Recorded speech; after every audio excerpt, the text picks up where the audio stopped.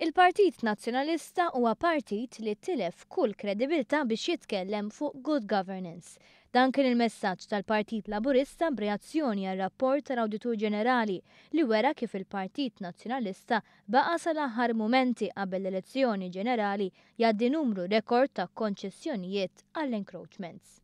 Il-Partit Laburista nnota kif l-Awditur Ġenerali ikkundanna bl-iktar mod ċar għal iktar minn darba il-mod li bih tmexxa d-Dipartiment tal-Artijiet, partikolarment fejn issir referenza għall-intħil personali tal-eks Ministru Jason Azzopardi fuq proprjetà li tinsab fid-distrett tiegħu stess lejliet l-elezzjoni. Aħna jidrilna li dan huwa sinjal ċar ta' bad governance li sar kollu fi żmien meta Simon Busuttil kien viċi kap tal-Partit Nazzjonalista. Mela allura Dr. Busuttil għandu ħafna domandi xirrispondi u rdu naraw jekk Dr. Busuttil il-good governance jiex biss meta jiġi hu biex jikkritika jew inkella jekk jużajixu għal dak l-aġir li jsir fi żmienu taħtu minnu jew min-nies li jirrispondu lilu. Il-Ministru Edward Zammit Lewis iddeskriva l-Partit Nazzjonalista bħala il-Partit ta' double standards li jitkellem fuq kompetenza u meritokrazija li kienu ineżistenti fi żmien li jagħmlu fil-gvern.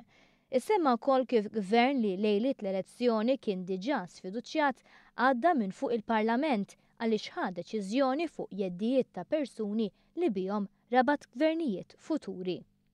Simon Busuttil huwa wkoll ġentlhom bi flus ħaddieħor għaliex rajna kif intilfu flus li ma ġewx irkuprati f'encroachment fees u anke nataw encroachments brati daqs terz tal-minimu, ġifieri intilfu flus li stajna nużaw għal benefiċċji soċjali għas-saħħa għall-edukazzjoni.